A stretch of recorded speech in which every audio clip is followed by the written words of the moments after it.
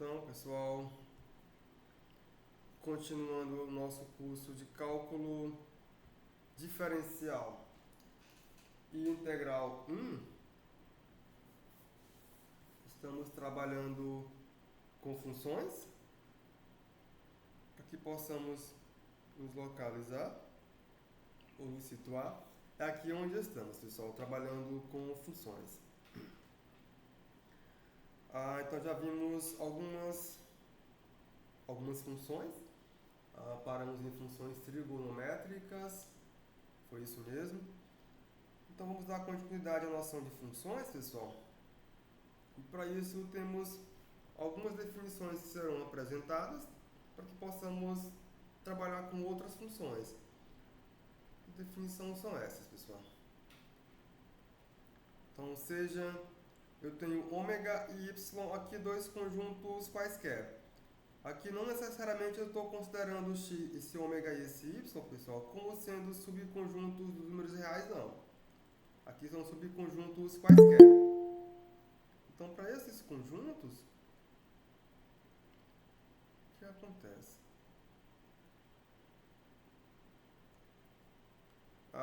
Eu tenho uma função ômega, essa minha função chega em y, sendo uma função injetiva. Se essa função é injetiva, então por definição o que acontece, pessoal? F de x é igual a f de x tio. Implica que x é igual a x tio, ok. Mas o que é que isso significa? A minha f sai de ômega, ela chega O que seria esse ômega, professor? a um conjunto qualquer, pessoal. Não necessariamente subconjunto de R, não, certo? Pode ser qualquer conjunto. Ela é injetiva. Então, como ela é injetiva, sempre que isso aqui acontecer, que meu f de x for igual a f de x tio, então o que eu vou ganhar é que x é igual a x tio. Isso aqui por injetividade. Só que o que isso significa, pessoal? Isso aqui significa que para qualquer y igual a f de x que você considerar, eu tenho um y igual a f de x, eu vou poder associar de modo único um x que pertence a esse meu conjunto ômega. É isso que eu vou fazer. Eu vou associar isso aqui ele é único.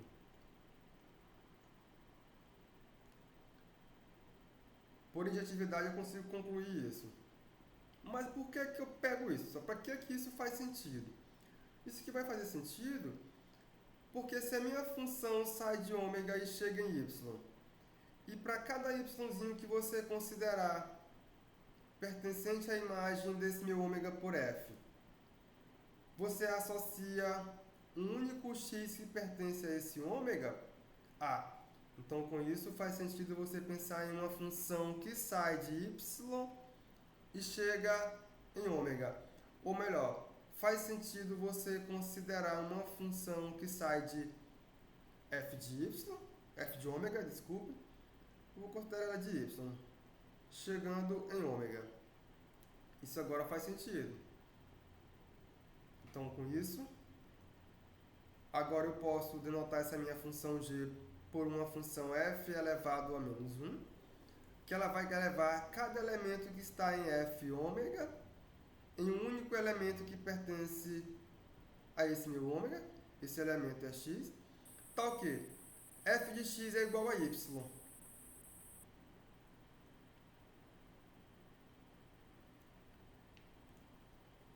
Ou seja, esse yzinho aqui que você está considerando, você vai associar um x que pertence a ômega. Só que isso aqui é tal, pessoal, que quando você aplicar f nesse nosso x, ela tem que ser igual a y. Isto é, quando eu olhar para as seguintes composições, quando você olhar para a composição dessa função f a menos 1, que é a nossa função g, quando você olhar para f a menos 1, essa função g, ela vai receber uma notação especial, ela será denotada por f a menos 1. Então, f a menos 1 de f de x, isso aqui é igual a x. Isso aqui para todo x que você considerar em ômega. E quando você olhar para f aplicado justamente a f a menos 1 de y, isso aqui é igual a y para todo y que você também considerar em ômega, pessoal. Aí, o que vai acontecer é o seguinte. Fazendo isso, deixa eu só reescrever isso aqui.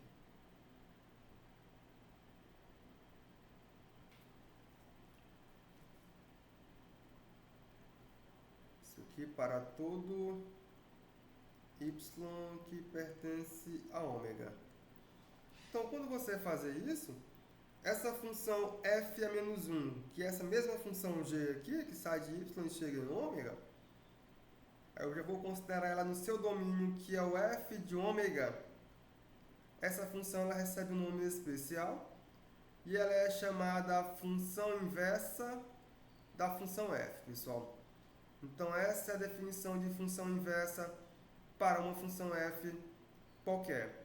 E perceba que aqui não consideramos esse x, esse ômega e esse x como sendo subconjuntos da reta R, não. São subconjuntos quaisquer. Foi isso que fizemos, pessoal. Vou pegar bem aqui.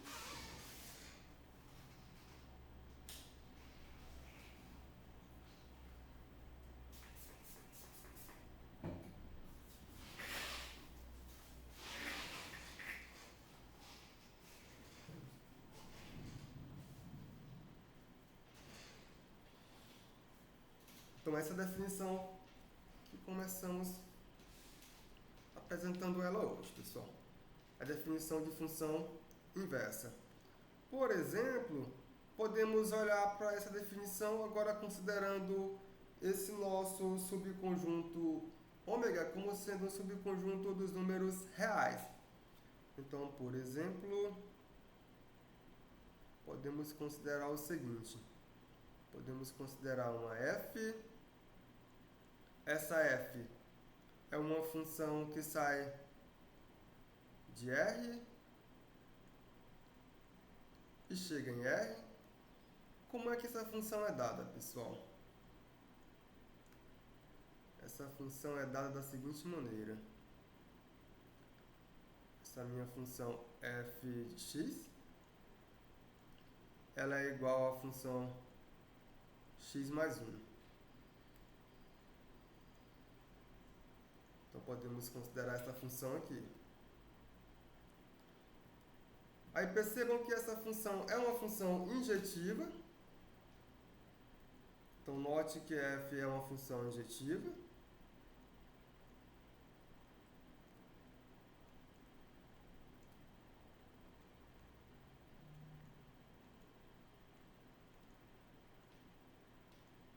Por que essa função é injetiva, pessoal? Essa função é injetiva, pois quando você olhar para f de x sendo igual a um f de x til, por exemplo, isso aqui vai implicar o quê?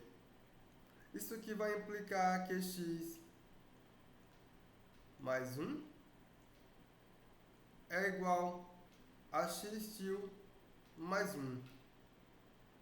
Ora, essa expressão aqui vai dizer que esse meu x é igual a x til, pessoal. É isso que ela vai garantir. Então como o meu x passou a ser igual a x til, por definição, você ganha que essa função ela é uma função injetiva. Ora não, pessoal, vou colocar um donde aqui. Agora não fica legal não. Vou colocar donde. Agora não fica bem. Donde esse meu x tem que ser igual a x til.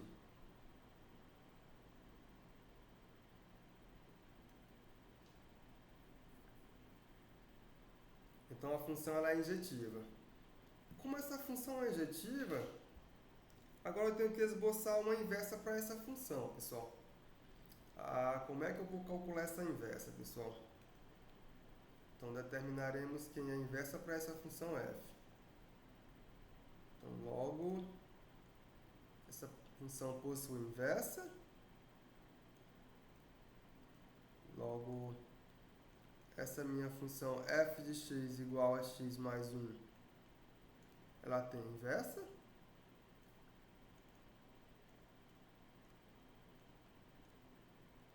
E essa minha inversa, que é a função f a menos 1, que vai sair também de R e vai chegar em R.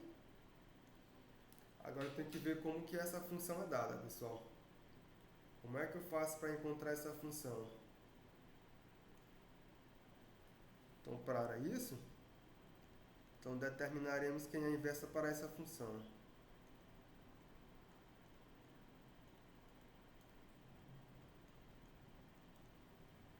Então, o que eu vou fazer?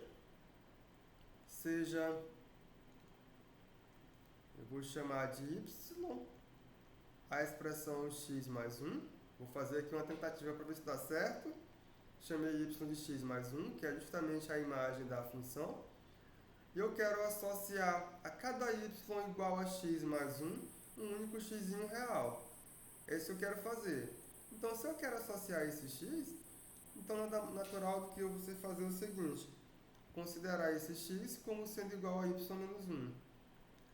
Então, daí, considere esse seu x como sendo igual a y menos 1. Vamos ver o que acontece. Se eu defino uma função desse jeito, vamos torcer para dar certo, pessoal. Então, assim, considerando... vou considerar essa minha... Vou chamar de g, porque eu não tenho certeza se essa é a inversa ainda. Então, eu chamo de g. Eu vou chamar de g de x, de g de y. Eu vou chamar de g de y a função y menos 1. É assim que eu vou chamar a minha função, pessoal. Então, se eu chamo a minha função de y menos 1, vamos ver o que vai acontecer. Essa é a g, essa é a f. Para que uma seja a inversa da outra, eu tenho que compor a f com a g, tenho que compor a g com a f e tenho que encontrar a identidade. Essa é a condição, pessoal. Então, agora vamos verificar se essa sugestão que eu considerei aqui realmente é a inversa. Então, note que quando você olhar para f composta com essa função g, o que a composição faz, pessoal? Fica f, você vai abrir o parêntese. Quando você olhar para g, o que a g faz? Ela pega y e associa y menos 1. Mas o que a f faz? A f pega qualquer valor entre parênteses e ela associa esse valor que está entre parênteses somado mais 1. É isso que ela faz, pessoal. Então quando eu olhar agora para f, ela está sendo aplicada nesse meu valor aqui entre parênteses, que é y menos 1. Ela vai pegar y menos 1 e vai somar com 1. Como aqui são números reais, você pode simplesmente reorganizar isso aqui, porque você está trabalhando com números reais. Então isso aqui é simplesmente y mais 1 menos 1, que é y mais 0, que é igual a y. Portanto, quando eu fiz a composição f com g de y, isso aqui é igual a y. Agora eu faço a outra composição. A outra composição é a composição contrária, que é a composição g bola f, ou g composta com a função f de x. Quando você fizer isso, o que vai acontecer, pessoal? G eu abro o parêntese e olho para F para me ver o que a F faz. Só que a F, o que ela faz? Ela pega qualquer x e associa x mais 1. É isso que ela faz. Então eu volto para cá. Simplesmente eu escrevo f de x igual a x mais 1. Então agora eu vou olhar para g, para me ver o que a g faz. O que a g faz, pessoal? Ela pega esses elementos que estão entre parênteses e associa esse elemento menos 1. É isso que ela faz. Então isso aqui será igual a simplesmente x mais 1 menos 1, que é igual a x mais 1 menos 1, que é igual a x mais 0, que é igual a x. Portanto, a composição G com f de x é igual a x, pessoal. Então, se isso acontece, pessoal, se essa condição aqui é satisfeita e essa condição aqui também é satisfeita, então essa minha função g, ela é a função inversa de f, e eu posso simplesmente reescrever essa minha função com a notação clássica de função inversa. Concluo que essa minha g é a função inversa de f, então segue-se que g, essa funçãozinha aqui, y menos 1, ela é a inversa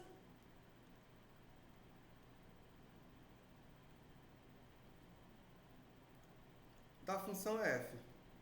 Então agora eu posso adotar uma outra notação, logo eu posso escrever que g é igual a f menos 1. Então eu consegui encontrar aqui a inversa para a minha função f, pessoal. É essa funçãozinha aqui, certo? Então a inversa para essa função x mais 1 é a função y menos 1. É essa função, que é a função que acabamos de construir. Essa função possui inversa? Possui, porque ela é uma função injetiva, certo? Se ela não fosse injetiva, eu não poderia ter afirmado isso não, pessoal. Mas como ela é injetiva, essa minha função ela possui inversa. Aí o detalhe, toda vez que essa função for injetiva, ela é bijetiva sobre a sua imagem, pessoal. Certo? Então aqui você vai ter uma bijeção de f sobre sua imagem e uma bijeção de g sobre sua imagem. Neste caso, vou colocar assim, né? A observação é a seguinte.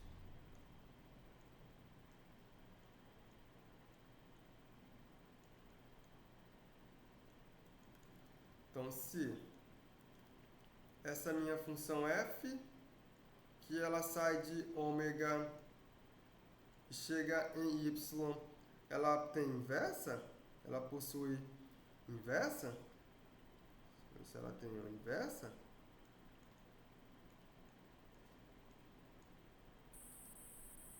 a inversa f é menos 1, que sai de y e chega em ômega.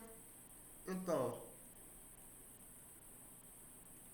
a f saindo de ômega, pessoal, e chegando em f de ômega, da maneira como nós acabamos de definir, isso aqui é bijetiva.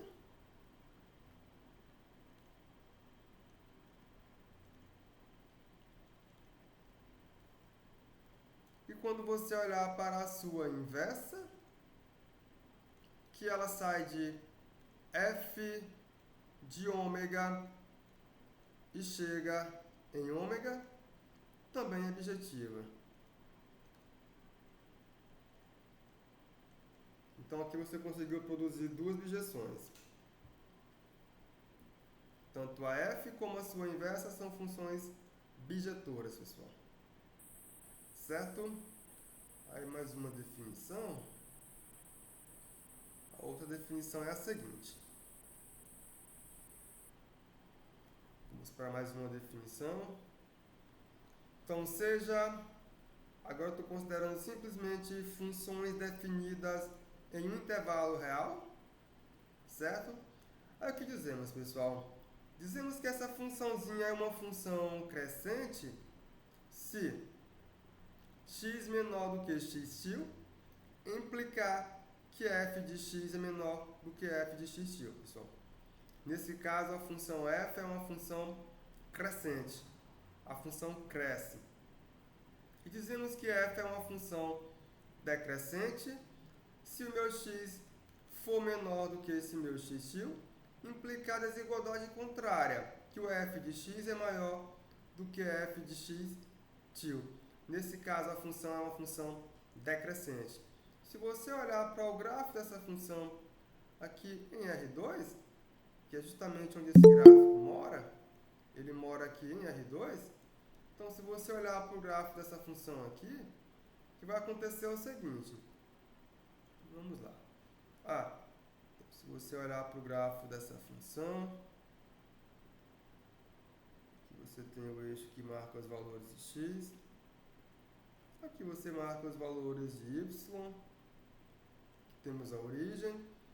Aí tem o gráfico da função. Eu vou primeiro considerar somente essa função definida em um intervalo positivo, para ficar mais fácil de você verificar. Então, se você considerar o gráfico dessa função, sei lá, aqui é o gráfico da minha função. Aí a função é crescente, pessoal. Se a função é crescente, à medida que o meu x se distancia do zero, aqui no eixo horizontal, o gráfico da função tende a crescer. É isso que ele faz. Vou fazer mais bonito aqui. Ele tende a crescer. Agora, se a função é decrescente, à medida que você se afasta do zero aqui no eixo horizontal com o x, a tendência do gráfico é decrescer. É descer. É isso que ele vai fazer, pessoal. Certo? Então, a tendência dele é essa. Então, a função crescente, ela está crescendo realmente, e a função decrescente, ela está decrescendo realmente. Quando você olhar para o seu gráfico, isso fica bem mais visível. Algo que você ganha de especial se a função é crescente ou se a função é decrescente, pessoal, nesse caso, a nossa função é uma função injetiva. Vou colocar aqui como um exercício. Então, se f ela é uma função crescente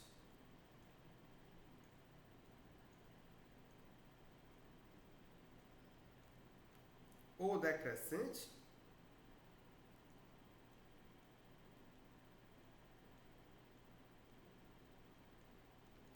então essa função ela é injetiva, pessoal.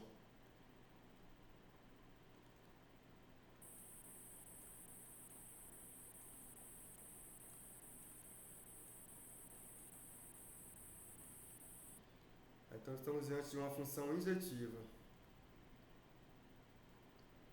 Deixa eu escrever em vermelho.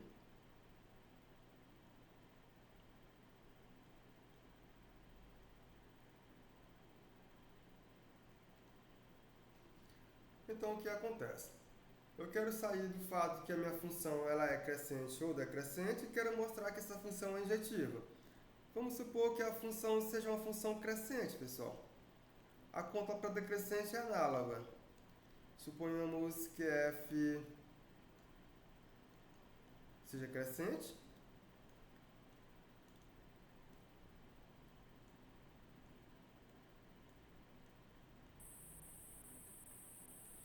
Então, o que temos, pessoal? Temos que sempre que o meu x for menor que um x qualquer que pertence ao domínio dessa função, quando você olhar para f de x, essa minha função é menor do que f de x. Lembrando que essa condição de ser crescente ou decrescente pode ser que não esteja no domínio todo não, pessoal, certo? É intervalo. Pode ser que aconteça que a função seja crescente ou decrescente em todo o domínio. Pode ser que isso aconteça. Mas, preste bastante atenção. Essa noção é válida para o intervalinho que está contido no domínio. Se depois vale para todo o domínio, é outra história, certo? Então, o fato de ser crescente me diz que isso aqui é verdade. Ora, para que ela seja injetiva, isso aqui é imediato. Ora, x diferente de x', isso aqui vai implicar que f de x é diferente de f de x'. É diferente desse meu f de x'. Pessoal, mas se você olhar para cá, x diferente de x' implicar que f de x é diferente de f de x'. Se você olhar para cá, é imediato você concluir que essa função é uma função injetiva. Então, donde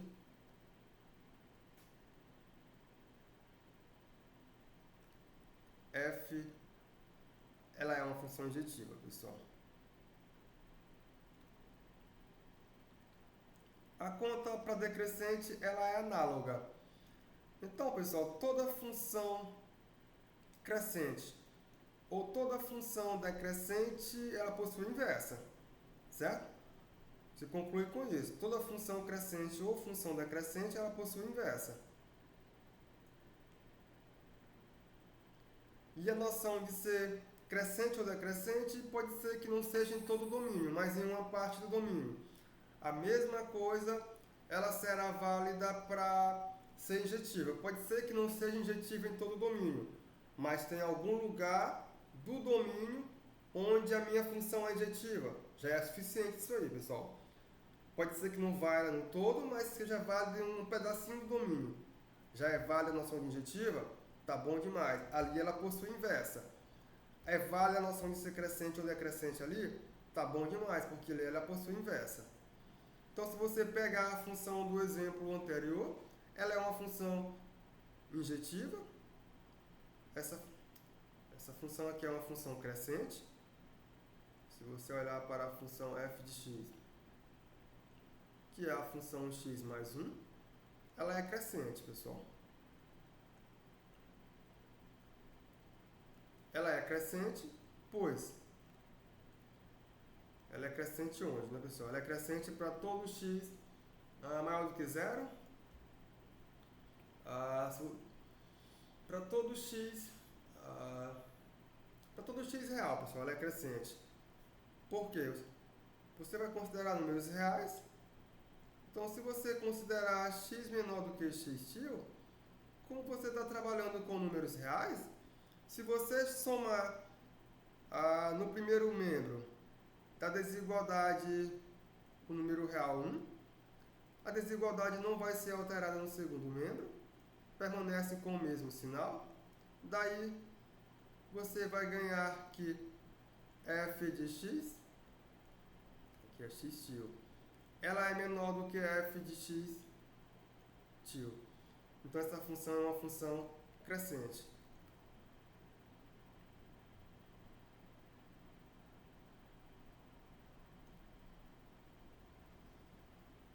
Continuando, o que dizemos, pessoal?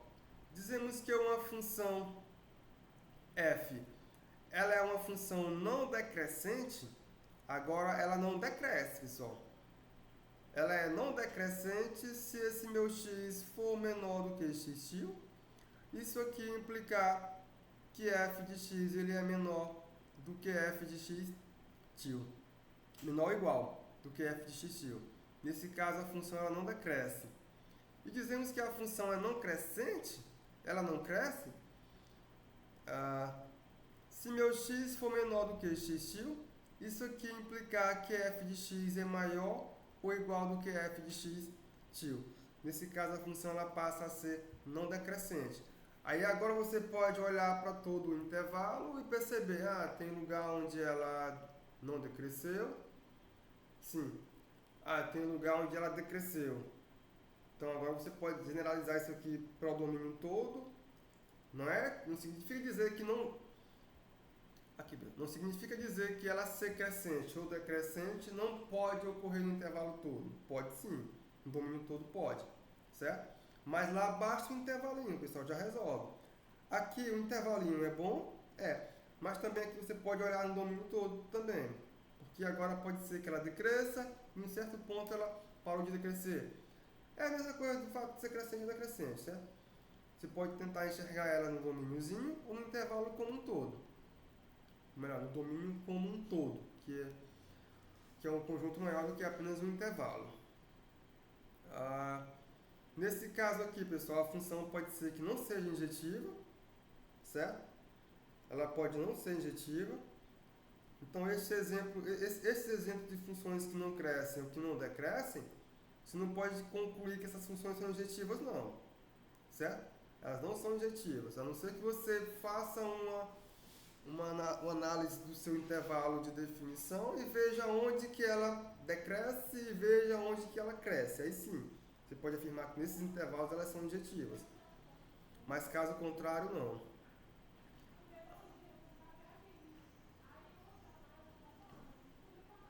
Por exemplo, um exemplo de função que é não crescente. Deixa eu pegar aqui um exemplo de uma função que é não crescente. Vou pegar o seguinte exemplo. Eu vou pegar a função fx. Essa função ela possui imagem igual a x se esse meu x ele é maior ou igual do que 1. E essa função possui imagem 0 se esse meu x pertence ao intervalo de 0, ele é fechado em 0 e aberto em 1.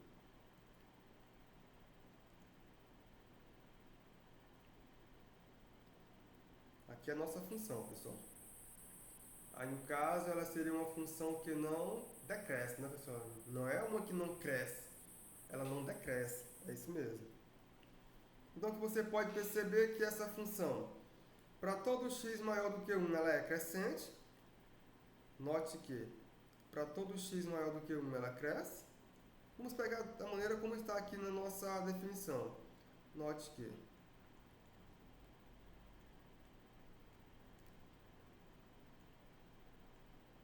para x menor do que x til,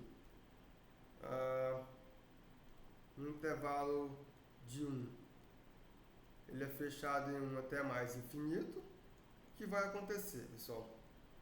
Temos que a minha f de x, ela é simplesmente menor do que f de x til. Porque se x é menor do que x til, é imediato que a imagem da função f de x seja menor do que f de x til.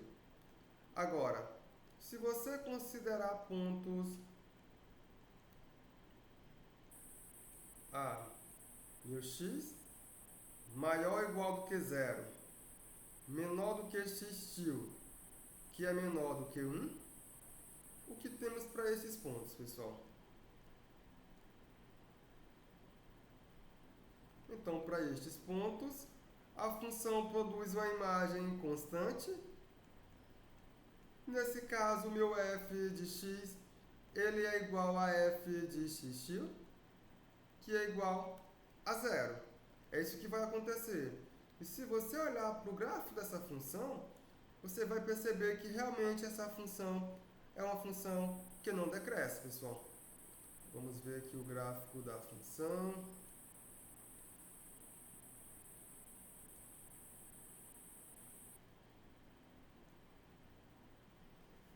Eu tenho os valores de x na horizontal, aqui os valores de y na vertical, e aqui a origem, pessoal. como que é o gráfico dessa funçãozinha. Se meu x está entre 0 e 1, ela possui imagem constante igual a 0. É uma função constante no intervalo de 0 a 1. Ela é constante e igual a 0, pessoal. Então, ela tem essa imagem aqui. Você vai andando com o x, ela vai sempre ser igual a 0. Aqui, ele é aberto no 1. Agora, se o meu x ele é maior ou igual do que 1, a minha função ela tem um comportamento de ser igual a x. É a função identidade. E o gráfico da função identidade você já conhece. É uma reta que passa pela origem. Só que eu não estou considerando valores de x para esse caso à esquerda de 1. Eu não estou considerando, percebam. Os nossos valores todos estão à direita de 1, inclusive o 1. Então a nossa reta que ia passar pela origem, não passa mais pela origem. Ela vai ficar, ela seria assim, pessoal. A reta seria assim.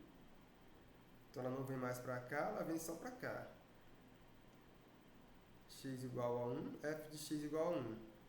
Esse é o gráfico da função, certo? Então, à medida que meu x vai crescendo, a função não decresce.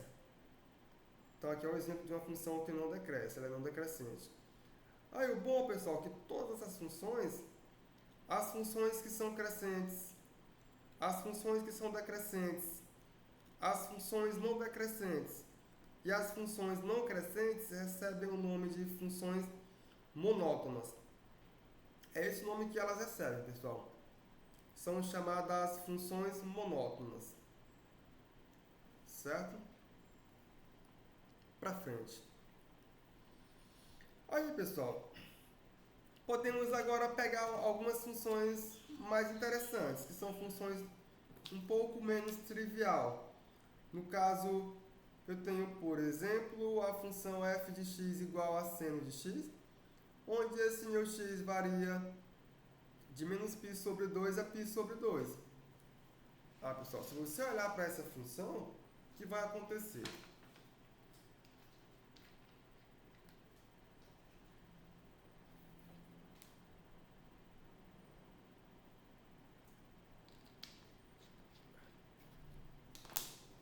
Então, se você olhar para essa função, você pode perceber que a função f de x igual a seno de x, ela é uma função crescente, nesse intervalo de menos π sobre 2 a π sobre 2, a função cresce.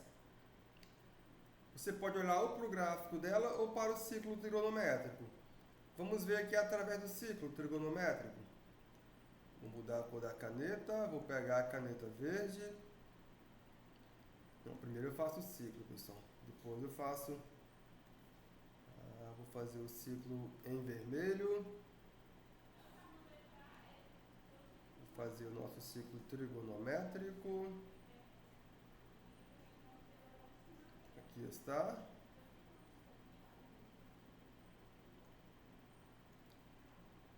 Agora eu faço os eixos. Aqui eu marco os valores para seno. E no eixo em azul eu marco os valores para o cosseno, pessoal.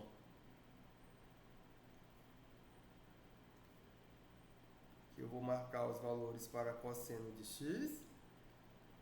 E aqui eu marco os valores para o seno de x. Ou você olha o gráfico dessa função, ou você olha para o ciclo trigonométrico, sabendo que esse nosso primeiro pontinho aqui está sobre o ciclo, é 1. Aqui é a origem, que é 0. Aqui em cima, marcar 1 também. Aqui embaixo é menos 1. Aqui à esquerda de 0 é menos 1. Então eu estou olhando para o eixo vertical porque eu estou considerando a função seno. E o seno é marcado no eixo vertical. Como é que eu vou andar? No sentido anti-horário, pessoal. A curva, ela se comporta nesse sentido aqui, ó, é o anti-horário. Curva não, o ciclo. É nesse sentido. Então, o que acontece? Se você considerar de menos π sobre 2 a π sobre 2, lembrando que a função seno é uma função ímpar. Então, se você considerar números negativos, o seno de menos x é igual a menos o seno de x. Então, você olhando aqui para 0 e 2π, 0π sobre 2, o que acontece? Aqui de 0 a π sobre 2, o que vai acontecer com a nossa função, pessoal? Quando nosso x for igual a 0, a função tem imagem 0, aí você vai subindo. Você vai sair daqui até chegar aqui. Quando você fizer isso, você vai percorrer este segmento de 0 até chegar a 1. Então aqui, a nossa função ela cresceu, é uma função decrescente, certo? Então a função seno de x é uma função decrescente, logo é uma função injetiva nesse intervalinho aqui. Como a função é decrescente nesse intervalinho aqui, o que eu posso concluir é que essa função ela possui inversa. Logo f é inversível. E como que é dada a inversa para essa função, pessoal? Aí vocês vão perceber o seguinte: as funções trigonométricas elas têm suas imagens presas em uma única região. O que acontece que para todo x pertencente ao intervalo de menos π sobre 2 até o π sobre 2, o que temos, pessoal? Que a imagem da função f de x, que é a função seno, essas imagens estão presas? Estão todas presas no intervalo de menos 1 a 1. É aqui onde elas estão. Então, daí, o que vai acontecer é o seguinte: a inversa para essa minha função, que é a função f é menos 1, eu já sei que existe nesse intervalinho aqui, e ela será uma função que vai sair de menos 1 desse intervalo, e ela vai chegar ao intervalo de menos π sobre 2 até π sobre 2, é aqui onde ela vai chegar, porque por definição de inversa é isso que ela faz. E como que essa função é dada, pessoal? É a chamada função arco seno de x. Ou seja, é a função que devolve a você o arco. É isso que ela devolve. É isso que ela devolve, pessoal. Onde a f a menos 1 de x, ela é igual ao arco cuja o seno é igual a x. Então, a função inversa para a função seno é a função arco-seno. Ela devolve a você o valor do arco. A função, vamos lá. A função seno, ela pega o arco e lhe dá o valor do seno desse arco. É isso que a função seno faz. Ela pegou esse arco aqui, calculou o seno desse arco. A função inversa para a função seno, ela pega esse seno que você calculou e devolve o arco para você. É isso que ela faz. Então, a relação é a seguinte. Vamos escrever aqui. O que acontece? Eu digo que y é igual ao seno de x, certo? Então, isso aqui simplesmente equivale a dizer que o arco cuja o seno... como é que é? O arco seno de x é igual a y. Não, o arco seno de y é igual a x. É o arco cujo seno é y, isso aqui é igual a x. Então, essa relaçãozinha aqui é a relação entre o seno e a função arco-seno. Aí você pode perceber que se você compõe essas duas funções, o arco-seno, vou compor o arco-seno com o seno da identidade. Da mesma forma, se você compor o seno com o arco-seno, também dá identidade, pessoal.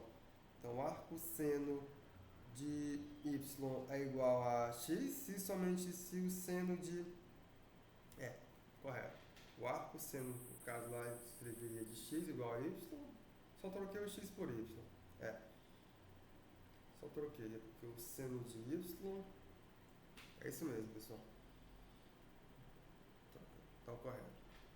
Então essa é a função inversa para a função seno.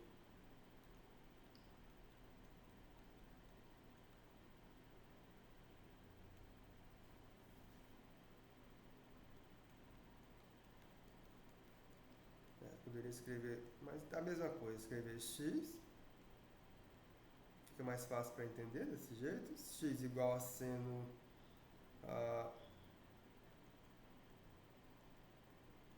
fica mais fácil para entender se você escreve y, que é igual a seno de x, é a mesma coisa, o seno de y é a mesma coisa, tá? Tá correto, pessoal.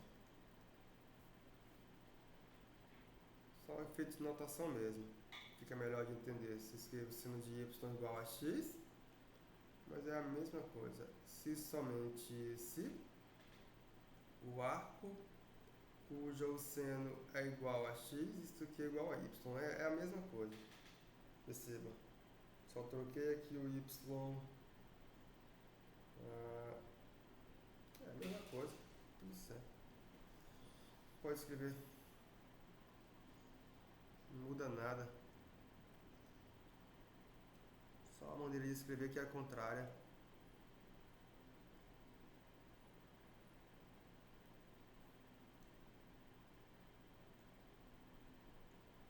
Certo?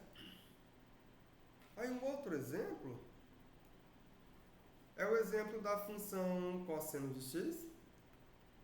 Aqui eu tenho uma função cosseno de x, onde o nosso x ele varia no intervalo de 0 a π, pessoal. Se você olhar para essa função, aí eu posso construir novamente aqui o ciclo trigonométrico. Vou pegar esse ciclo menor para economizar espaço. Mudo a cor da caneta.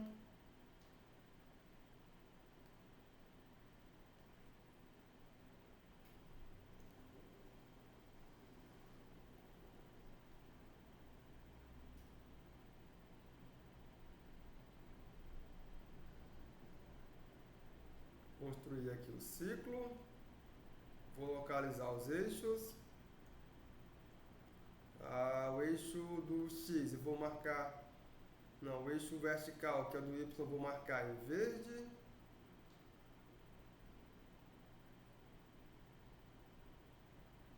Já o eixo horizontal, que é dos cossenos, o eixo do x, vou marcar em azul, pessoal.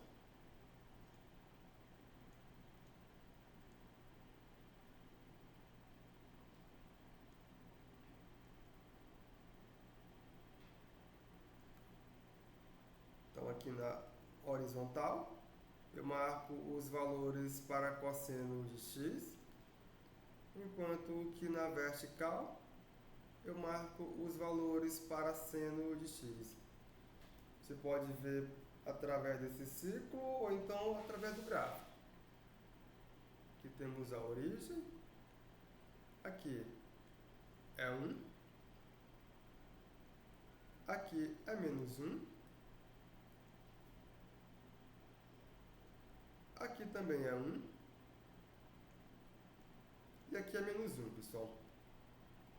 Aí vamos calcular estes cossenos, considerando os arcos no sentido anti-horário. Se você considerar o seu x variando de 0 até π, eu vou percorrer tudo isso aqui, pessoal. De 0 a π, percorri isso aqui. Aí o que acontece com a nossa função? Quando x é igual a 0, o cosseno de 0 é igual a 1. Aí até π sobre 2, ela decresce. Certo? Ela veio de 0, ela veio de 1 até chegar ao 0. Então ela decresceu. Se você andou de 0 até π sobre 2. Aí de π sobre 2 ela era 0. Aí você continuou. À medida que você continuou, ela continuou decrescendo ainda mais. Foi até menos 1. Então essa função ela decresce se você considerar o intervalo de 0 a π. Como ela decresce, então essa função é uma função injetiva, pessoal. Que acabamos de argumentar que essas funções que são crescentes, são decrescentes, são funções injetivas. Então daí podemos fazer o seguinte. Então temos que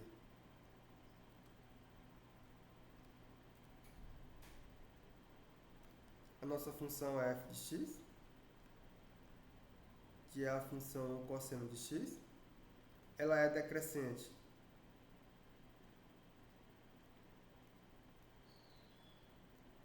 no intervalo de 0 a π.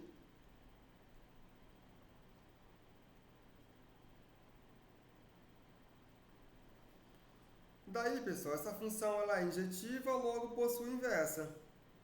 Daí, podemos afirmar que existe, novamente lembrando que a imagem da função cosseno está presa no intervalo de -1 a 1.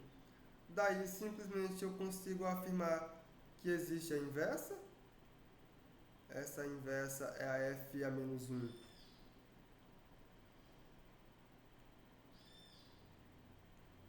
Que ela vai sair do intervalo de -1 até 1. E ela vai chegar no intervalo de 0 a π. E essa função é a função inversa, ela faz o quê? Ela pega o cosseno que você calculou e devolve o arco. Ela devolve o arco cosseno, pessoal. Então, o que ela vai fazer é o seguinte. Então, a função inversa, a f a menos 1 de x, é simplesmente a função arco cosseno de x. Aí você pode ver o seguinte.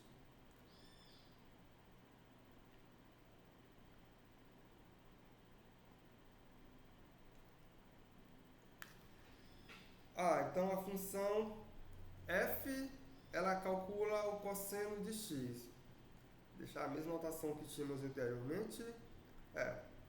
Sei lá, eu pego um y qualquer, eu calculo o cosseno de y e esse cosseno é igual a x. A função inversa, o que ela vai fazer é o seguinte, pessoal. Ela vai pegar e vai calcular, ela vai devolver para você quem foi esse cosseno. Ela vai devolver para você quem foi esse y que você calculou esse cosseno. É isso que ela vai devolver para você. Então, a função arco cosseno de x será simplesmente igual a y. Ela pega e devolve o arco que você calculou esse cosseno. Então, é isso que a função arco cosseno faz, que é a função inversa para a função cosseno de x. É isso que ela faz. Percebam novamente que essas funções não estão definidas para todos os números reais. Não. Elas estão definidas em pedaços, pessoal. Perceba que essa função arco cosseno, ela está definida no intervalo de -1 a 1, chegando no intervalo de 0 a π. Assim como a função arco seno. A única diferença é que a arco seno ela varia de -π sobre 2 até π sobre 2, onde ela pode alcançar. Certo? Aí uma outra função inversa que também é muito especial é a função arco tangente. Porque se você olhar para a função tangente, a função tangente, pessoal, deixa eu pegar aqui. Se você olhar para a função tangente, vamos ver o gráfico dela no intervalo de -π sobre 2 a π sobre 2. A função tangente é a função seno sobre o cosseno. Isso é aberto mesmo, pessoal? Seno sobre o cosseno, isso é fechado. Isso é fechado não, isso é aberto, pessoal. Vou tirar isso aqui, certo? Isso aqui é aberto. Fechado não dá certo. Dá problema se for fechado. Porque senão você vai zerar o seu denominador.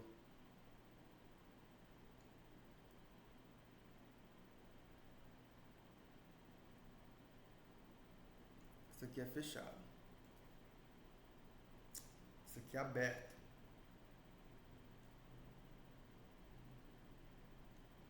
Que é o seno sobre o cosseno.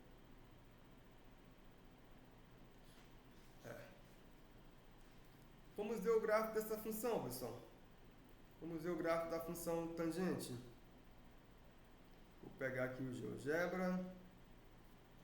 Deixa eu apagar tudo que está aqui.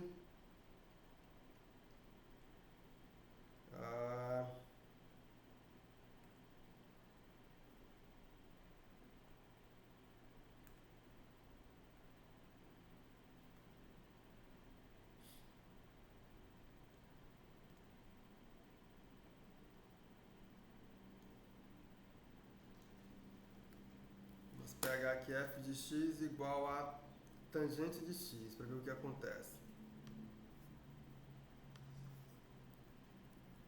F de x igual a tangente de x. Aqui está o seu gráfico, se você considera todos os possíveis valores. Agora, se você considerar o intervalo de menos π sobre 2, pessoal, a π sobre 2, essa é tg, né? tg de x. De menos π sobre 2 até π sobre 2, você vai estar considerando apenas uma cópiazinha como essa aqui. Deixa eu aumentar o zoom para focar somente nela, pessoal. Cosseno. Não dá mais um.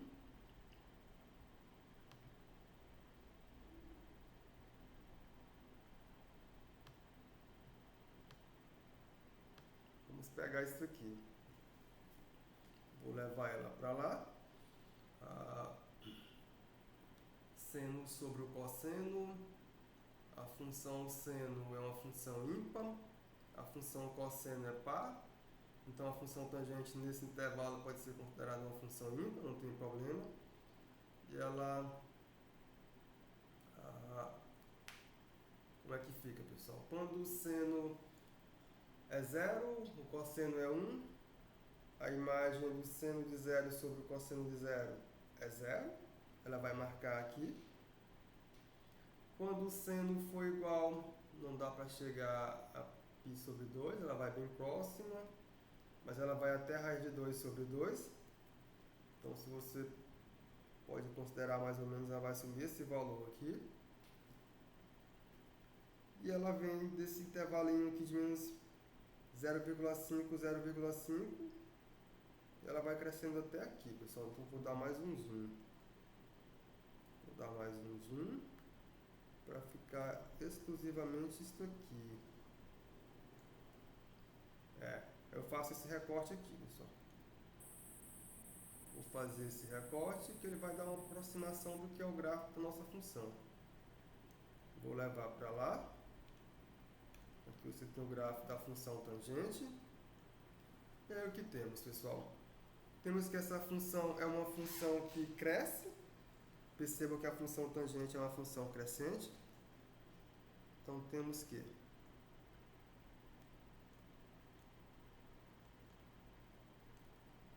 a função f de x, que é a nossa função tangente x, ela é crescente se você considerar esse intervalinho de menos π sobre 2 até π sobre 2.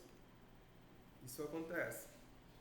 Daí, pessoal, o que podemos concluir é que a função tangente também possui inversa, e a função tangente com a sua inversa, qual é a relação que vai ter entre as duas?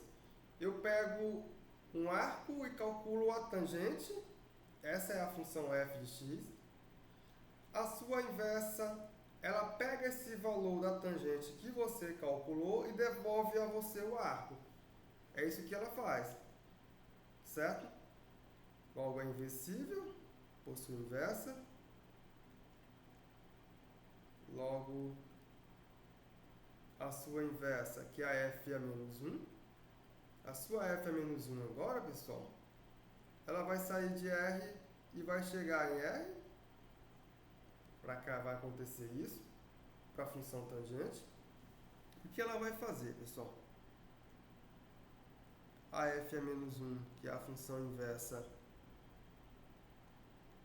é a função arco tangente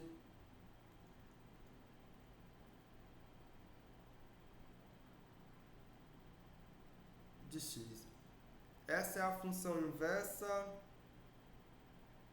para a função tangente de x, pessoal. É isso que ela faz. Então basicamente o que acontece é o seguinte. Eu tenho que a tangente de y é igual a x. Quando você calcular a inversa, você vai estar dizendo que o arco cuja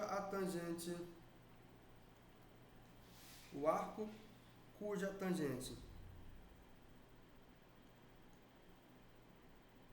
é x, esse arco ele vale y.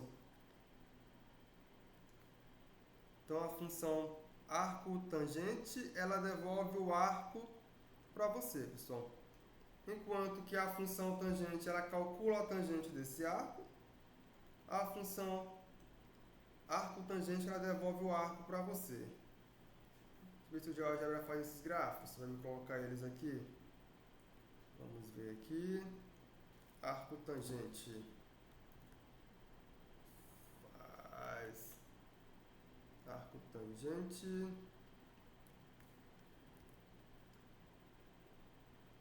Tá aqui, pessoal. O gráfico é esse aqui. Vou levar ele para lá. Vou colocar ele no nosso trabalho. Vou pegar o gráfico.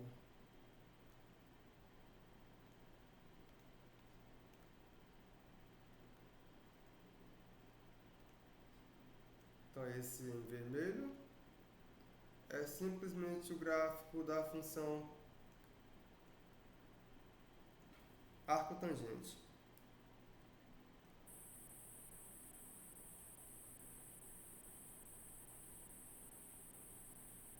E em verde é o gráfico da função tangente. Vamos ver aqui para o arco seno e para o arco cosseno.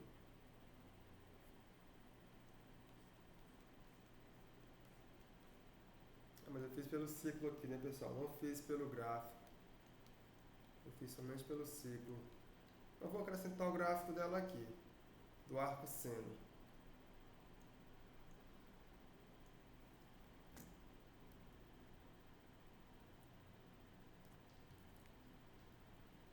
Que é o arco seno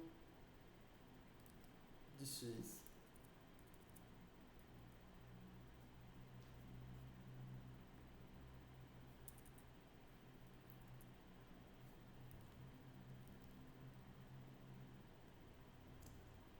Tem uma função arco seno x. Vou levar esse gráfico também para lá. Vou acrescentar esse gráfico ao nosso trabalho.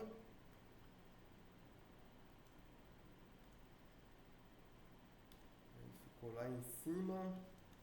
Deixa eu ir buscar.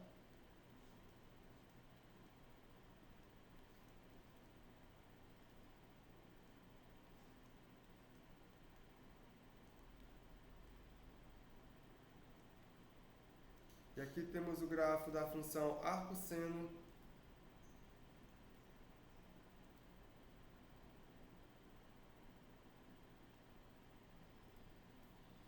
a mesma coisa podemos fazer para a função arco cosseno, pessoal. Vou pegar o seu gráfico.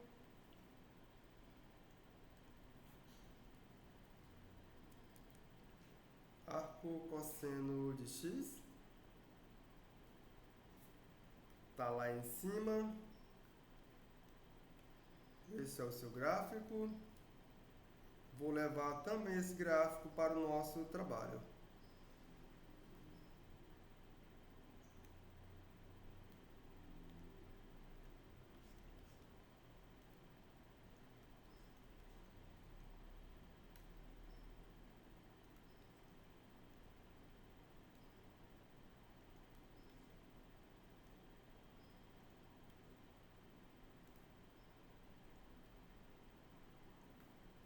Então aqui é o gráfico da função arco-cosseno.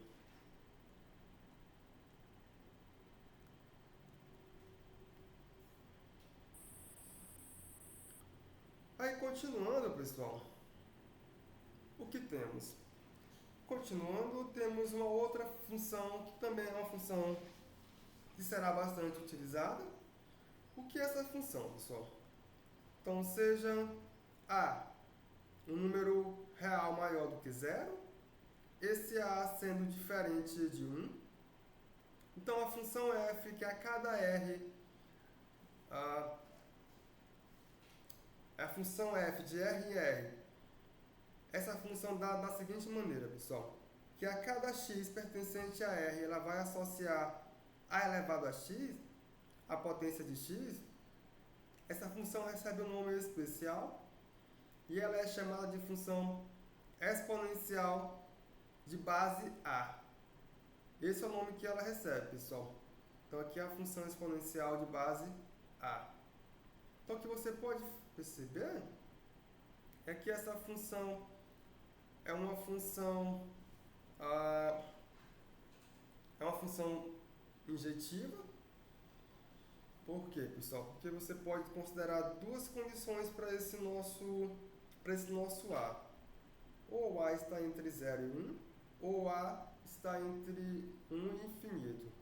Então vamos ver o que acontece. Porque se você olhar para essa função, você pode sair considerando os valores de A. Valores de x. Os valores de x dentro da tabela. Sempre que você fizer isso, você consegue exibir o gráfico dessa função, pessoal. Por exemplo, podemos considerar o nosso A como sendo A igual a um número maior do que 1. Vamos tomar, por exemplo, A igual a 2. Em particular, por exemplo, podemos tomar o A igual a 2. Temos a função exponencial de base 2, que é a função 2 elevado a x, pessoal. Temos essa função. Daí você monta também a tabelinha para essa função. E você vai concluir o seguinte. Comecei supondo que essa minha base é um número maior do que 1. Tomei a base como sendo igual a 2. Aí vamos extrair algumas informações para essa nossa função. Ou para o seu gráfico. Aqui eu tenho o valor de x.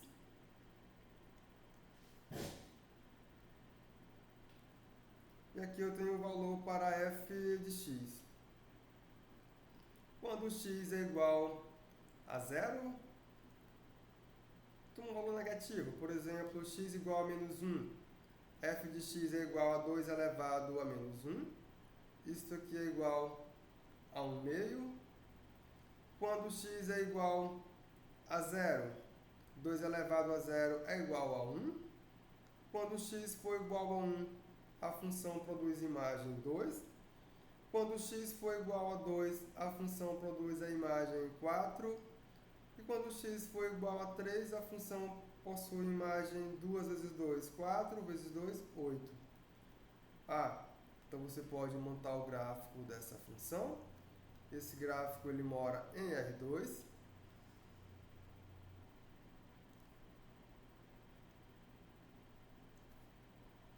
Aqui eu tenho o eixo que marca os valores de x. Aqui eu marco os valores de y. E aqui eu tenho a origem. Então quando esse meu x for igual a menos 1, que são valores que estão aqui, a minha função produz imagem 1 meio. Então esse é o pontinho que eu vou considerar sobre o gráfico. Quando x for igual a 0, ela produz imagem 1. Então esse pontinho aqui é o pontinho que eu vou considerar sobre o gráfico.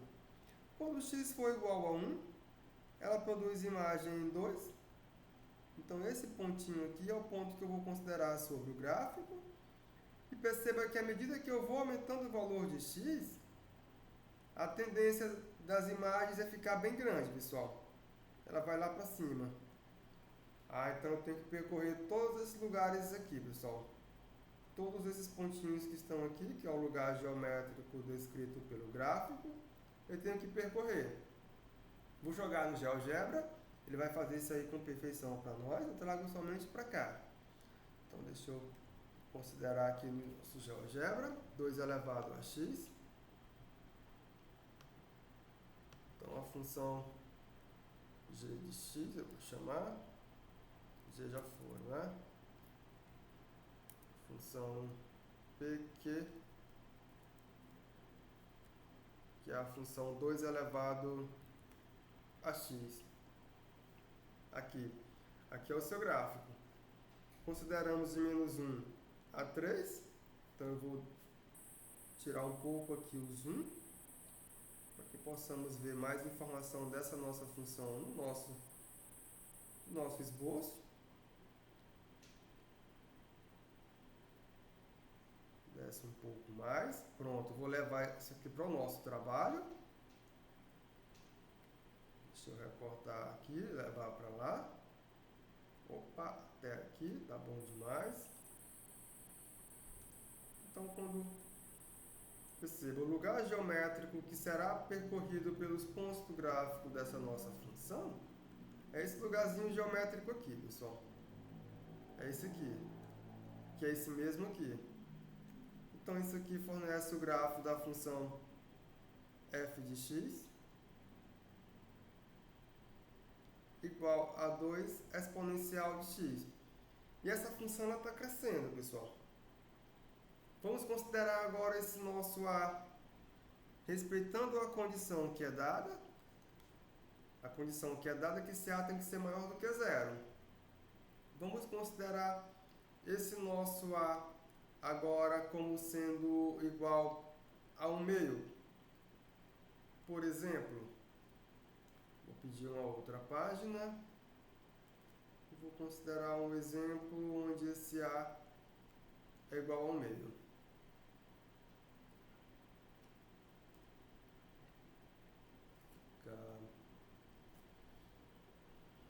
Vamos lá. Então, vou considerar f de x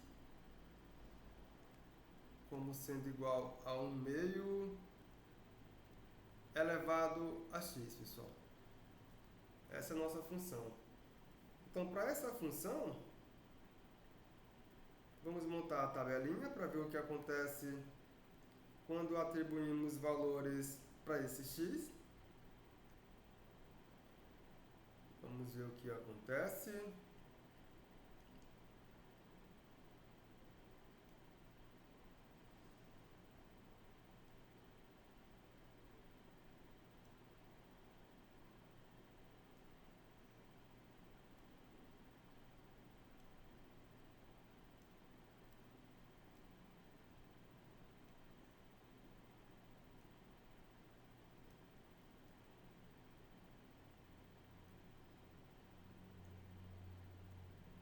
Então aqui eu tenho os valores para x e aqui eu tenho os valores para f de x. Vamos começar considerando x igual a menos 2. Quando eu faço isso, eu obtenho menos 1 meio elevado a menos 2. Isso aqui é igual ao quê, pessoal? Isso aqui é simplesmente 1 sobre 1 meio. Mas não é 1 não, é menos 2, né? Fica 2 elevado a 2, pessoal, porque vai ficar 1 sobre 1 meio elevado a 2, vai ficar desse jeito, que é 2 elevado a 2, que é igual a 4. Então, esse valor aqui é 4. Se o x for igual a menos 1, essa função possui imagem, vai ficar 1 sobre 1 meio, que é 2. Se o x for igual a 0, eu produzo a imagem 1. Quando o x for igual a 1, produzo a imagem 1 meio. Quando o x for igual a 2, produzo a imagem 1 quarto. Quando o x for igual a 3, produzo a imagem 1 oitavo. Aqui tá bom, pessoal. Tem bastante informação.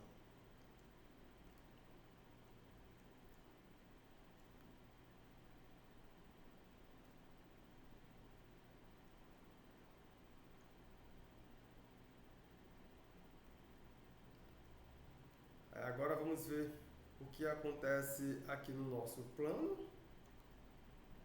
Posso simplesmente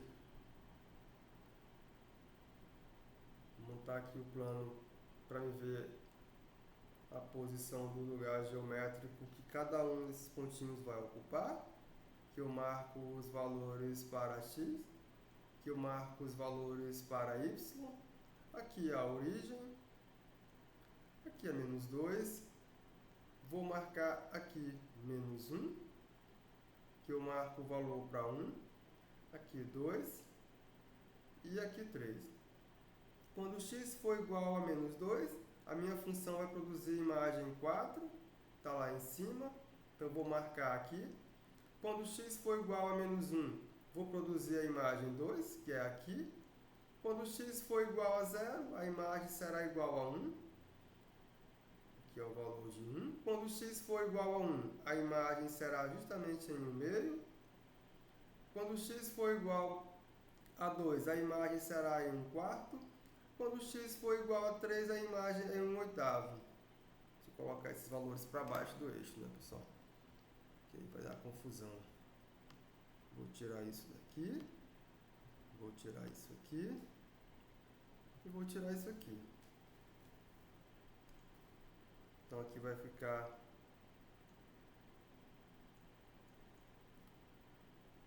1, 2, 3. E o que vamos fazer é preencher todos esses lugares geométricos aqui, ocupado pelos pares que representam o gráfico para a função f de x igual ao meio de x, pessoal. E quando eu faço isso, aí eu venho aqui para o GeoGebra, produzo essa função aqui no GeoGebra, vou formar a função I de x, que é simplesmente a função frac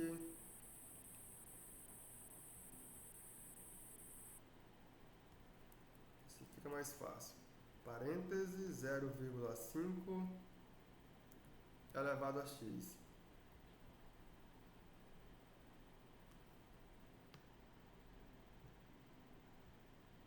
Está aqui o nosso gráfico. Vou levar esse gráfico para o nosso trabalho.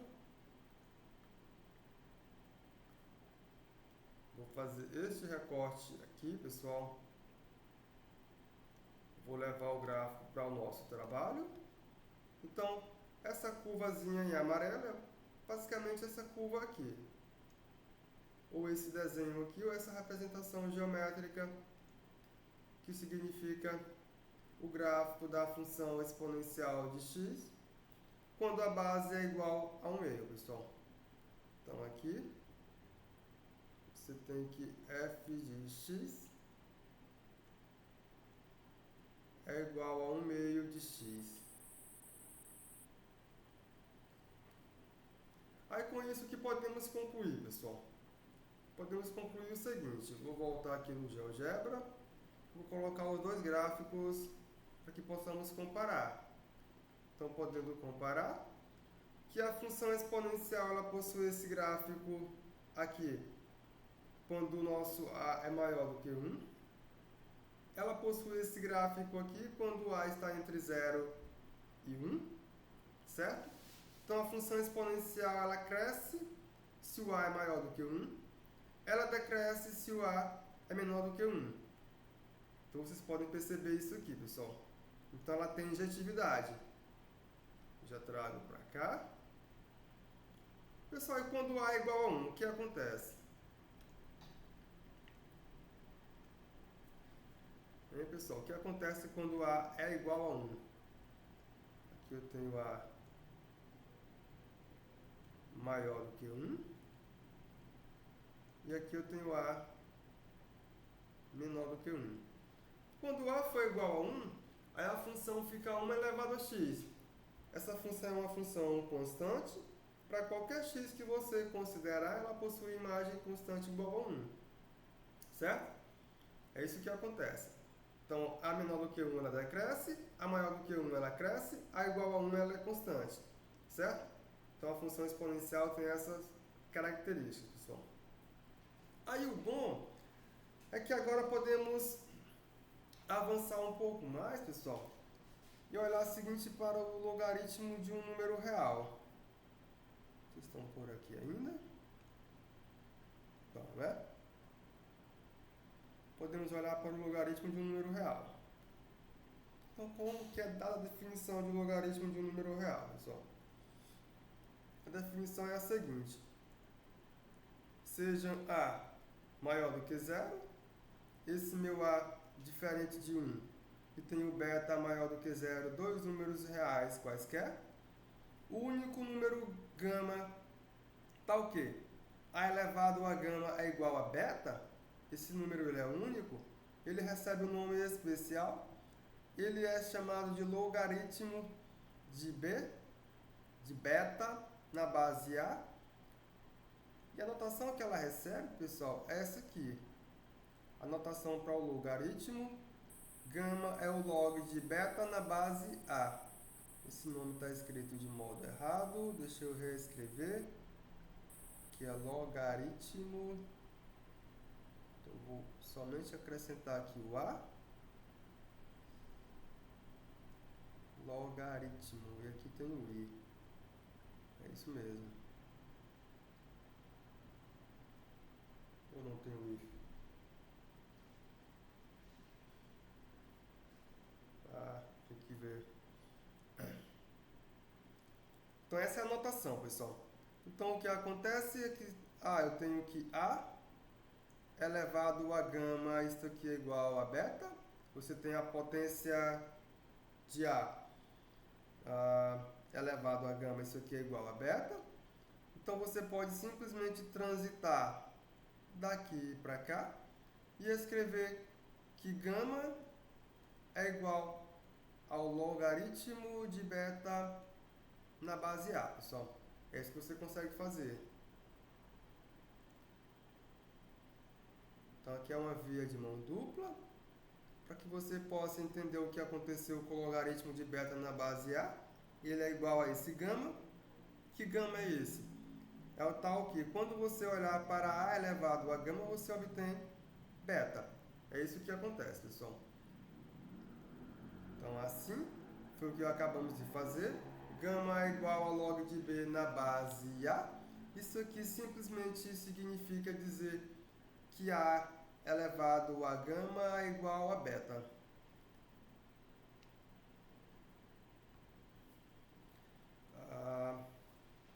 Só um detalhe. Vou fazer alguns exemplos, né, pessoal?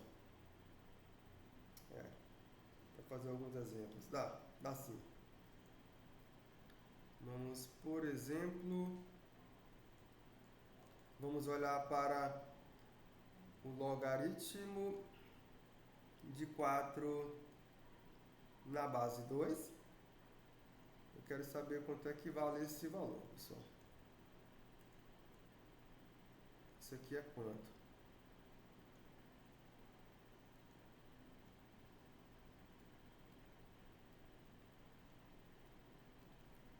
Então, aqui temos. Eu vou chamar de y, ou gama, não importa. O logaritmo de 4 na base 2. Então, por definição, que é essa que está aqui, o que temos, pessoal? Temos que isso aqui é a mesma coisa que escrever 2 elevado a y. Isso aqui é igual a 4. É a mesma coisa. Perceba, 2, que é o nosso A, elevado a y, que no caso aqui eu troquei por gama, é igual a 4, que é o nosso beta, de acordo com o que está aqui. Então, daí, você tem que encontrar quem é gama, ou y, temos que encontrar esse y, só que você vai olhar para 2 elevado a y, isso aqui é a mesma coisa que 2 elevado a 2, onde esse nosso y tem que ser igual a 2. Portanto, o logaritmo de 4 na base 2 é igual a 2, pessoal. Portanto,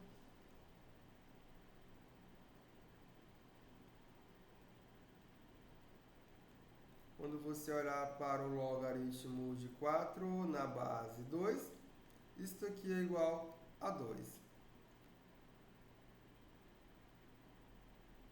Fizemos a continha. Outro exemplo, vamos calcular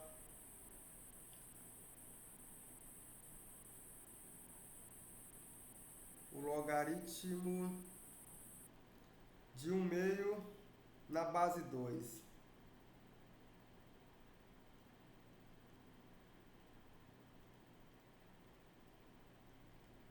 Então, o que é esse valor?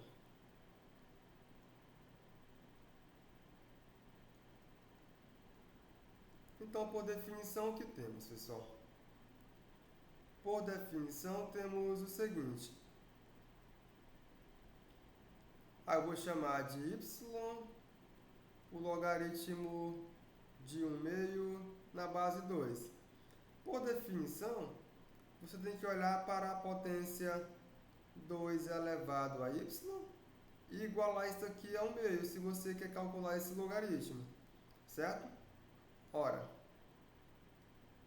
essa expressão aqui, 2 elevado a y, é igual a 1/2, só que 1/2 é simplesmente 2 a menos 1, onde o nosso y, que é o logaritmo que estamos procurando, ele é igual a menos 1. Portanto, conseguimos encontrar o logaritmo de 1/2 na base 2. Portanto,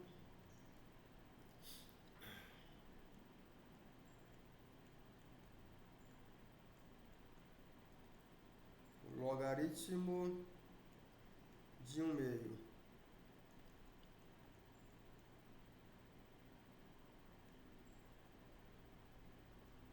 na base 2 é igual a menos 1.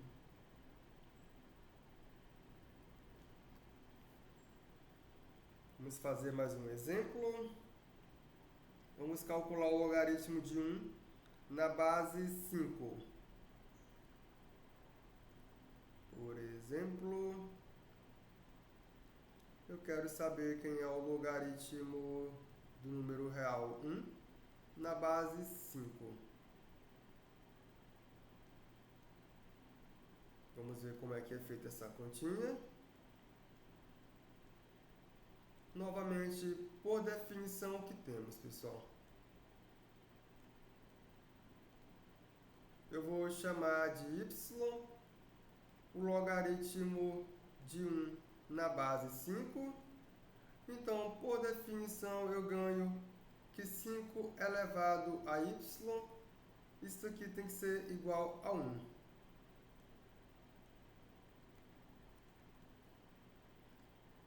Ora, eu posso olhar para 1 como sendo 5 elevado a 0. Isso aqui é igual a 1, que é igual a 5 elevado a y, onde esse meu y ele é igual a 0, pessoal. Onde esse meu y é igual a 0.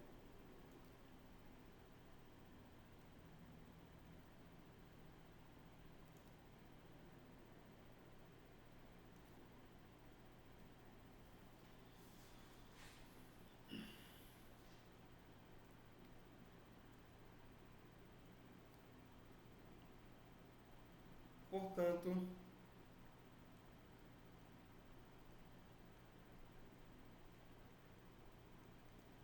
o logaritmo de 1, não é isso? O logaritmo de 1 na base 5 é igual a 0.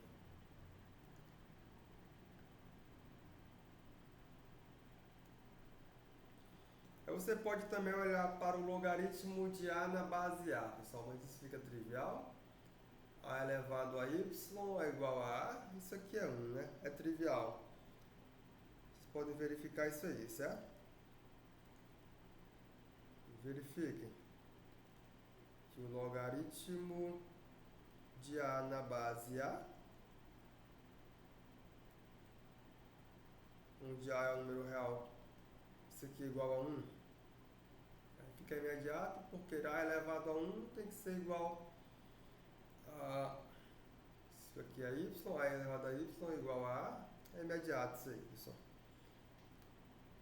Isso é imediato. Aí o que mais que temos?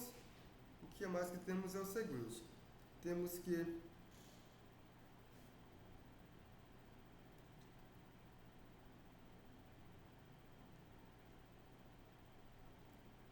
vou escrever isso como observação, pessoal. Vou escrever isso como observação.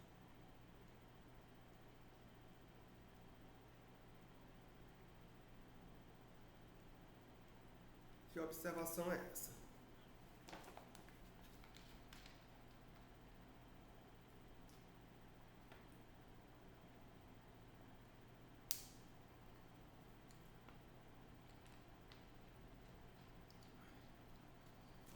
A observação é a seguinte. Então quando você olhar para A elevado ao logaritmo de, sei lá, tem o A elevado ao logaritmo de B na base A, B não, de beta, né, pessoal? De beta na base A, a mesma coisa de E elevado ao ln, isso aqui dá simplesmente igual, isso aqui dá simplesmente igual a quanto? Isso aqui é simplesmente igual a beta, pessoal. É isso que vai acontecer. Porque log de beta na base A, isso aqui é igual a Y, não é isso? Pois, quando você olhar para log de beta na base A, isso aqui é igual a Y. Como log de beta na base A é igual a Y, ou gama, não tem problema, daí, pessoal, você vai ganhar aqui A elevado a Y, que é o nosso A elevado ao log de beta na base A, porque isso aqui significa dizer o quê? Isso aqui significa dizer que A elevado a Y é igual a beta. Daí, quando você... A elevado a Y é igual a beta. Isso aqui eu deixo. Vou apagar somente isso aqui. Então, daí, quando você olhar para A elevado ao log de beta na base A, isso aqui é simplesmente A elevado a Y, que é igual a beta. Então, essa observação ela vai ficar porque ela será útil. Por que ela será útil, pessoal? Porque o logaritmo, aqui eles vão receber algumas características especiais. A outra observação é a seguinte.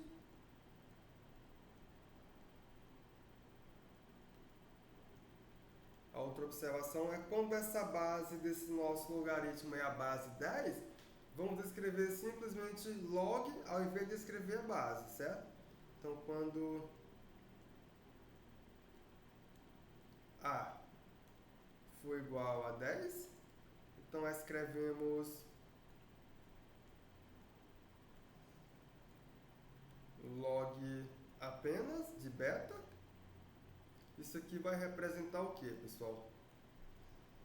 Para representar o log de beta na base 10, certo? Então essas expressões são iguais. Isso aqui é simplesmente log de beta. A outra observação é quando essa base é o número E, o número de Euler. Então agora a outra observação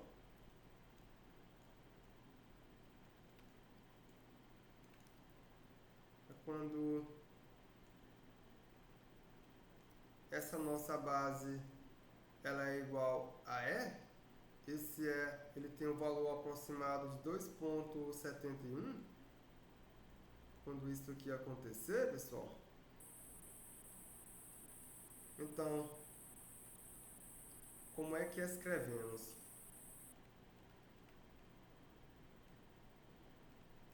Escrevemos o ln de A ou de beta, que é igual ao logaritmo de beta na base E. Essas expressões são a mesma. Eu vou carregar simplesmente o ln de beta, que é chamado de logaritmo natural, pessoal. Nesse caso aqui,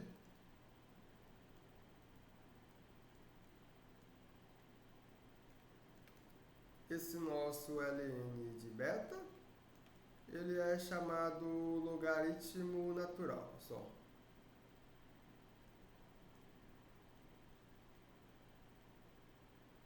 Logaritmo natural.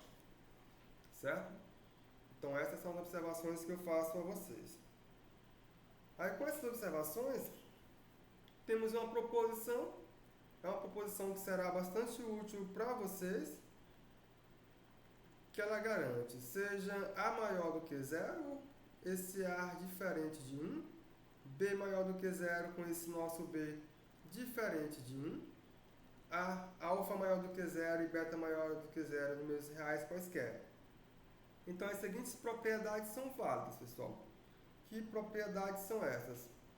O log do produto de alfa vezes beta na base A. Eu posso quebrar isso aqui como o log da soma de alfa na base A, mais o log de beta na base A. O item 2 é que o log de alfa elevado a beta na base A, eu posso reescrever isso aqui como sendo beta vezes o log de alfa na base A. Eu posso olhar para o item 3, que ele diz que o log de alfa sobre beta, desse quocientezinho de alfa sobre beta na base A, eu posso reescrever como sendo o log de alfa na base A menos o log de beta na base A, pessoal. É isso que ele faz, certo?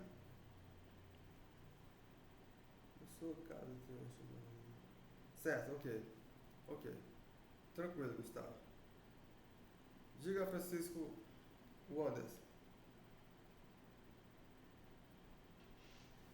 Francisco Anderson? Você levantou a mão? Perdão, professor, fiquei sem querer, perdão. Não, foi sem querer, né? Ok, pessoal, tá certo. Então, continuando, vamos lá, continuando, o que dá pra fazer aqui mais.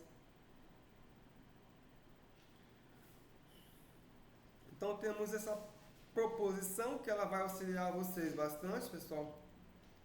Então, como é que a gente faz para enxergar a prova dessa proposição, pessoal? Então, de fato, para o item I, o que vamos fazer? Eu vou chamar de x, o logaritmo de alfa, que é um alfa, o logaritmo de alfa na base A, e vou chamar de y o logaritmo de beta na base A, pessoal. É isso que eu vou fazer. Quando eu faço isso, o que vamos ganhar?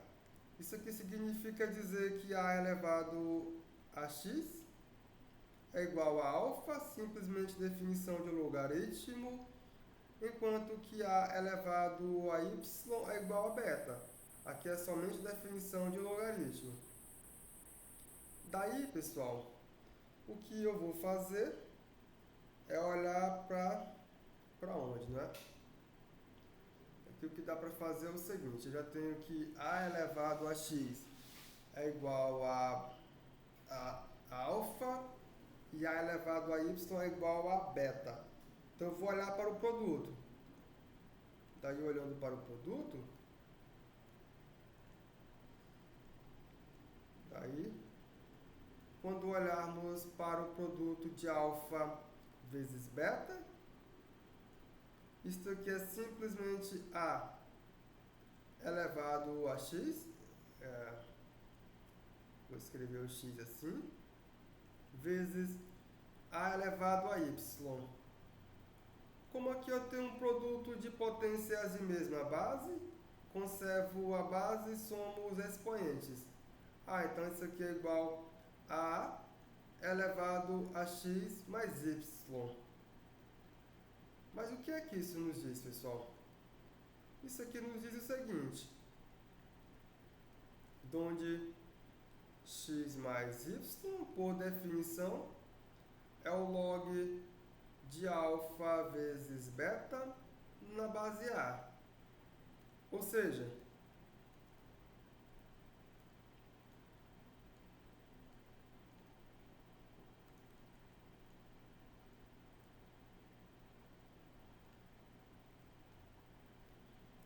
x é o quê? Eu vou olhar para x, é o log de alfa na base A, y é o log de beta na base A, ou seja, o log de alfa vezes beta na base A. Isso aqui é simplesmente o log de alfa na base A, mais o log de beta na base A, pessoal. Então, conseguimos mostrar que eu posso decompor o logaritmo do produto em um logaritmo da soma de mesma base. Isso é o item I. Vamos para o item 2i. Vou mudar a cor da canetinha para o item 2i, pessoal. Ou item 2, não 2i. Então, aqui no item 2, o que dá para fazer é o seguinte. Eu vou chamar novamente de x. Então, seja x. Isso aqui é o log de alfa na base A. O que eu quero mostrar?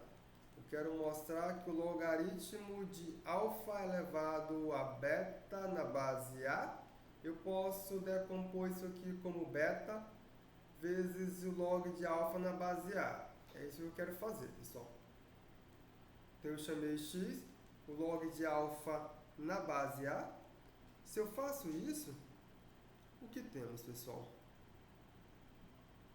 Então, quando eu faço isso, quando eu olhar para por definição, isso aqui vai me dizer que A elevado a x, isso aqui é igual a alfa, isso aqui é por definição. Então, daí, quando eu olhar para o log, vou fazer o que está me mandando fazer o exercício número 2, ou o resultado número 2. Eu vou olhar para o log de alfa na base, log de alfa elevado a beta na base A. Daí, quando eu olhar para o log de alfa elevado a beta na base A, quem é o meu alfa? O meu alfa, ele está aqui, ele é A elevado a x, esse é o meu alfa. Então isso aqui é o log, vai ficar o quê, pessoal? Vai ficar o log de, vamos lá, o meu alfa é A elevado a x, não é isso? Então vai ficar o log, eu vou abrir aqui um colchete, dentro desse colchete vou colocar um parêntese, então vai ficar A elevado a x, que é o meu alfa, fechei o parêntese, e agora eu elevo todo mundo a beta, que é o que o resultado quer que eu faça. Tudo isso aqui na base A, pessoal. Só que se você olhar para a propriedade de potências, o que você vai obter? Que isso aqui é igual a log, vou conservar aqui a minha base, e vou efetuar uma operação aqui nesse meu colchete. Quando eu efetuar a operação nesse meu colchete, isso aqui fica simplesmente A elevado a x vezes beta, pessoal. É assim que isso aqui vai ficar. A elevado a x vezes beta. É assim que ele se comporta. Certo? Então, resolvi isso aqui, ó. A elevado a x elevado a beta é A elevado a x vezes beta. Aí, qual seria o próximo passo? O próximo passo seria eu fazer o quê? ficou A elevado, log de A elevado a x vezes beta na base A. Aí qual seria o próximo passo, pessoal? O log disso aqui é igual a x vezes beta. Log de A elevado a x vezes beta na base A. Isso aqui é igual a x vezes beta. Se isso aqui for igual a x vezes beta, o que é que vamos ganhar, pessoal? Vamos ganhar que o x é o nosso log de alfa na base A e o beta é o que queremos. Aí resolve, que é provar exatamente da maneira que ele tem que aparecer aqui, pessoal. Então vamos ver aqui. Está tudo certinho.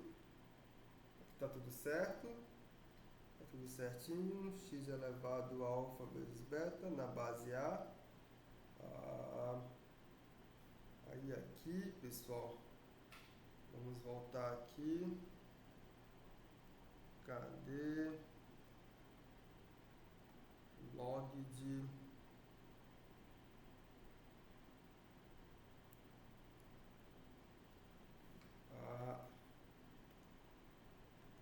isso aqui vai ficar simplesmente igual a x vezes beta. Esse x ele é maiúsculo, ele não é minúsculo. Ele é assim. Deixa eu ajeitar ele também aqui, que ele é maiúsculo. E aqui também ele é maiúsculo.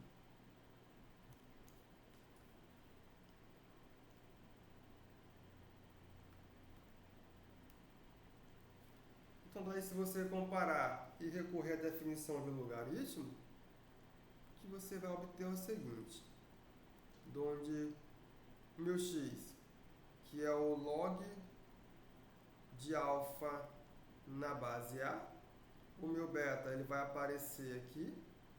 Isso aqui é simplesmente igual ao log de alfa elevado a beta na base A, que é justamente o que queremos fazer, pessoal. Deixa eu conferir. Está tudo certinho. Beta log de alfa na base A, log de alfa elevado a beta na base A. Correto. De acordo com o item 2 aqui que temos, pessoal. Aí para o item 3, ele é semelhante ao item 1. Vou fazer o item 3 de vermelho.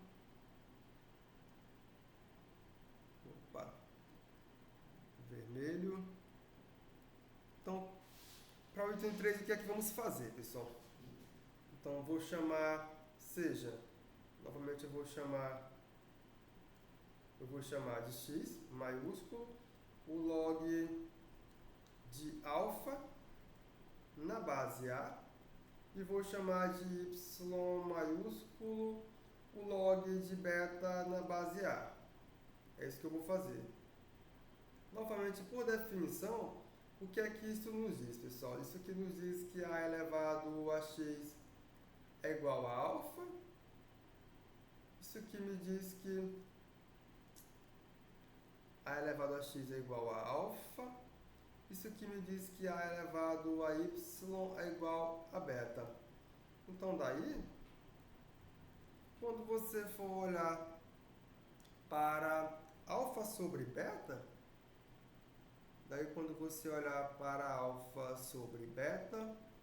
isso aqui é simplesmente A elevado a x sobre A elevado a y. Propriedade de potências de mesma base. Isso aqui é simplesmente A elevado a x menos y. E agora, pessoal, se isso aqui é igual a A elevado a x menos y, e o x é log de A na base A, vamos separar as coisas para não ficar complicado, né, pessoal? Vamos separar aqui. Então, assim, o que vai acontecer é o seguinte. Quando você voltar novamente para a definição de logaritmo, vai acontecer que x menos y fica o quê? Fica x menos y é igual... Essa expressão aqui, vai me dizer que x menos y é igual ao log de alfa sobre beta na base A. Só que o alfa, não é aqui não, só que o x eu sei quem é, e o y eu sei quem é também. Então, pessoal, como o meu x é igual a log de alfa na base A e o meu y é o log de beta na base A, então, quando eu trago para cá, para essa expressão aqui que eu vou já marcar com a canetinha branca, quando você traz para cá, o que vai acontecer é que log de alfa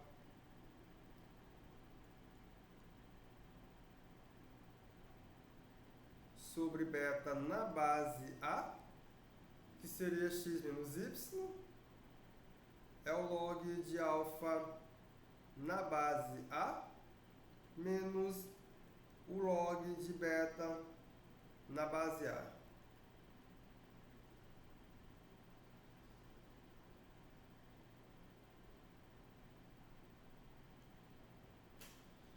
E com isso conseguimos mostrar o nosso resultadinho, pessoal.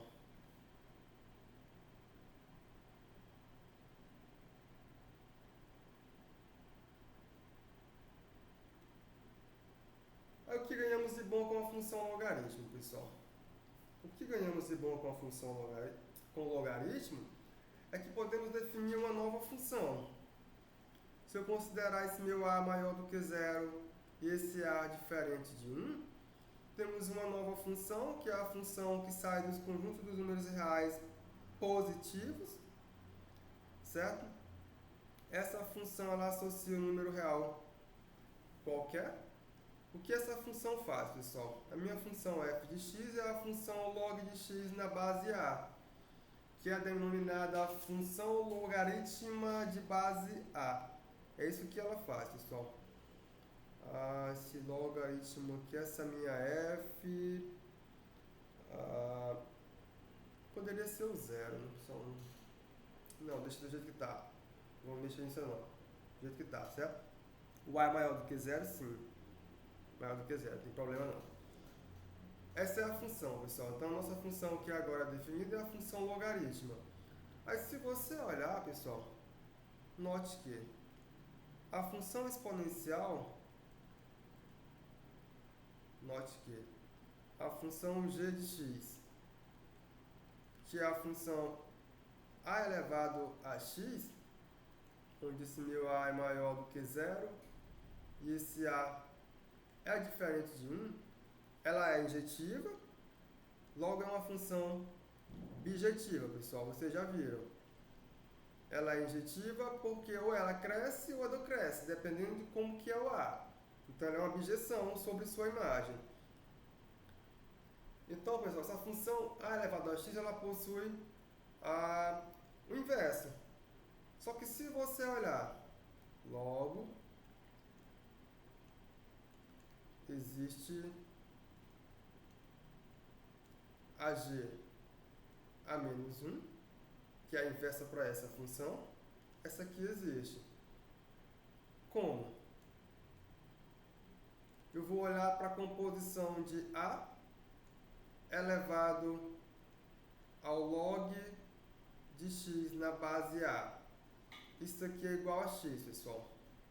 E se você olhar para... Acabamos de fazer que o log de a elevado a x na base a. Isso aqui também é igual a x, porque vai ficar x vezes log de a na base a, que é x vezes 1, que é igual a x. Essas duas informações unidas vão fornecer o que, pessoal? Se você olhar para essas duas informações, você vai poder concluir que compondo a função exponencial com a função logarítmica, elas são uma inversa da outra, pessoal. Então, assim, podemos concluir o seguinte. Assim, quando você olhar para f composta com g de x, isso aqui é igual a x. E quando você olhar para g composta com f de y, isso aqui é igual a y. Logo, a função f de x, que é a função log de x na base A, ela é inversa para a função g de x, que é a função a elevado a x. E vice-versa, pessoal. A função a elevado a x, ela tem como inversa a função log de x na base A, certo? Aí é uma via de mão dupla. Seria dessa forma, certo? Então isso aqui acontece. Aí quando esse nosso A é igual a E, essa observaçãozinha aqui, quando A for igual a E,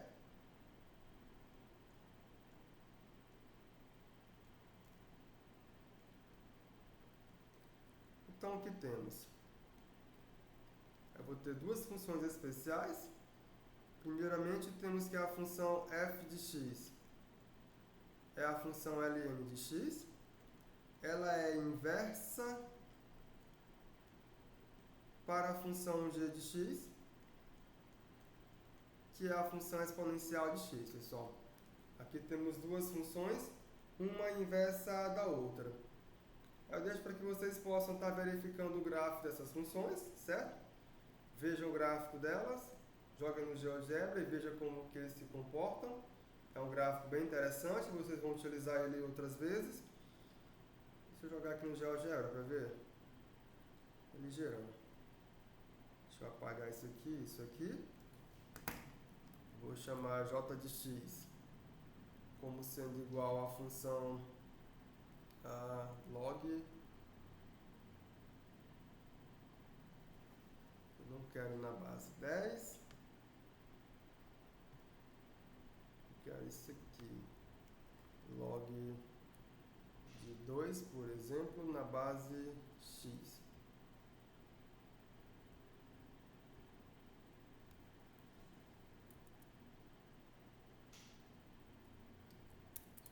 Colocar ln para ficar mais fácil. Ln de x. Está aqui a função ln de x, que é o log na base E. E aqui eu posso olhar para a função e elevado a x. Então temos essas duas funções, são funções que vão aparecer para vocês várias vezes. Deixa eu levar essas funções para cá.